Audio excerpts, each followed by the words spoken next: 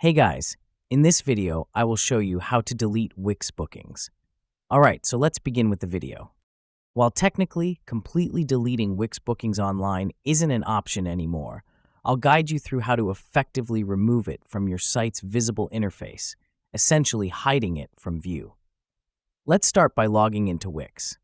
Once you've logged in, the next step is to navigate to your dashboard.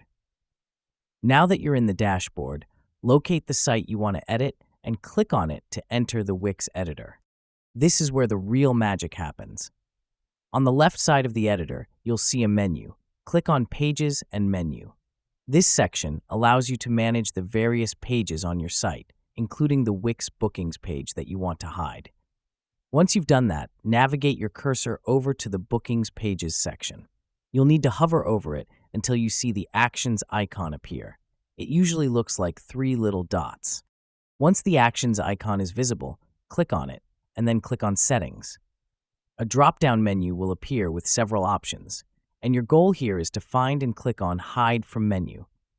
This action will remove the bookings page from your site's navigation menu, essentially taking it out of sight from your visitors.